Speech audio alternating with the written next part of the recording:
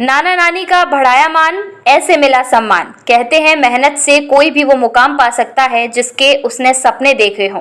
ऐसा ही मेहनत की कहानी है युक्ति पांडे की, जिसने अपनी मां के लिए पहले 2024 में पीसीएस की परीक्षा पास की, पर इतने से मां खुश नहीं हुई तो बेटी ने यूपीएससी एआईआर 2025 में 173वीं रैंक प्राप्त की, आईपीएस की परीक्षा क्रैक की और मां को दिया इस तरह नायाब तोहफा। युक्ति पांडे मूलतः इटावा जिले की रहने वाली है, लेकिन आज फिरोजाबाद के लेबर कॉलोनी अपने नाना नानी से मिलने पहुंची थी, जहां परिजनों और स्थानीय लोगों ने उनका स्वागत किया। ढोल नगाड़े पर जमकर लोग थिरके भी और युक्ति का स्वागत किया। आपको बता दें, युक्ति ने पहले तो बीटेक किया, फिर सैमसंग कंपनी में जॉब किया। इस दौरान कोरोना आया और लॉकडाउन हुआ, तब सबके बीच युक्ति को उनकी मां ने सिविल सर्विसेज के लिए कहा और अपनी खुशी जताई। फिर क्या था, मेहनत करने में जुट गई युक्ति। पहले तो 2024 में पीसीएस एग्जाम पास किया और नोएडा में डीएमडब्ल्यूओ के पद पर काम किया। इस दौरान उन्होंने अपनी पढ़ाई बरकरार रखी, जिसका नतीजा यूपीएससी 2025 में एआईआर 173 रैंक हासिल कर आईपीएस की परीक्षा भी पास कर ली। आज युक्ति ने अपने माता पिता को ही नहीं बल्कि नाना नानी को भी गर्व महसूस करवाया। इस दौरान मीडिया से बात करते हुए युक्ति ने कहा कि वो पढ़ाई के लिए घंटे नहीं देखती थी, बल्कि जब वो फ्रेश महसूस करती थी तब पढ़ती थी।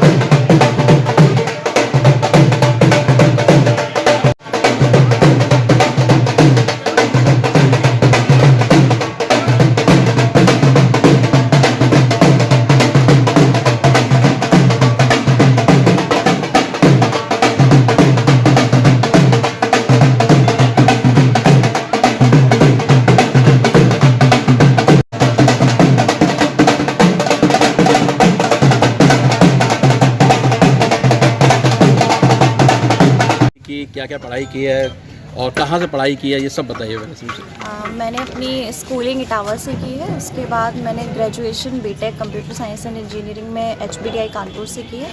उसके बाद मैंने 2 साल के करीब सॉफ्टवेयर इंजीनियर के रूप में कार्यरत रही हूँ बेंगलोर में सैमसंग में। उसके बाद मैंने लॉकडाउन के बाद से फिर वो जॉब छोड़ करके फिर स्टार्ट किया था सिविल सर्विसेज की प्रिपरेशन। तो फिर उसके बाद मैंने ऑनलाइन प्रिपरेशन की है, घर से ही तैयारी की है इसकी। तो पहले आप कहाँ पे आपकी नियुक्ति हुई, फिर कैसे आप दोबारा से एग्ज़ाम देने बैठी, क्या रहा? पहले मेरा पिछले साल 2024 में 2023 वाले एग्जामिनेशन के थ्रू पीसीएस में सिलेक्शन हो गया था और अभी मैं नोएडा में जिला अल्पसंख्यक कल्याण अधिकारी के तौर पे कार्यरत हूँ। और ये यूपीएससी में अभी इस साल 2024 के एग्ज़ाम से 2025 में सिलेक्शन हुआ है। तो इस बीच में क्या रहा, जैसे अचानक से आप एमसीए आपने जो किया, सॉफ्टवेयर किया, बीटेक किया और फिर अचानक से मूव कर लिया, क्या रहा कारण?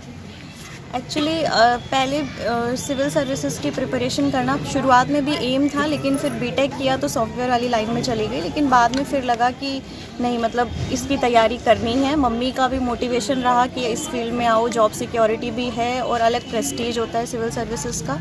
तो ये सब चीज़ें थी जिन्होंने मुझे मोटिवेट किया प्रिपरेशन करने के लिए। क्या बैकग्राउंड भी इसमें कुछ ऐसा था आपके साथ? बैकग्राउंड एजुकेशनल बैकग्राउंड, हाँ, एजुकेशनल बैकग्राउंड या फिर माता पिता की तरफ से?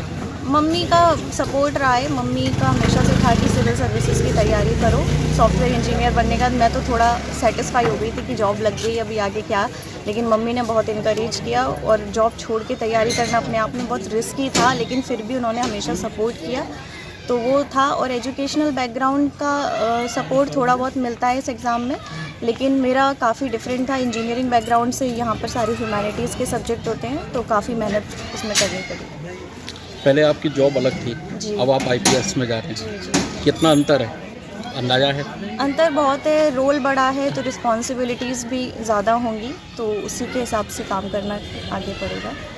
और पूरा जॉब प्रोफाइल भी अलग होगी। वहाँ कुछ स्पेसिफिक स्कीम्स होती थी, उन्हीं को इम्प्लीमेंट करना होता था। अभी यहाँ पर ओवरऑल डिस्ट्रिक्ट का चार्ज देखना पड़ेगा, लॉ एंड ऑर्डर सिचुएशन रहेगी तो वो पूरा डिस्ट्रिक्ट का देखना पड़ेगा, तो ऑब्वियसली रिस्पॉन्सिबिलिटीज़ बढ़ जाएंगी। Okay, thank you.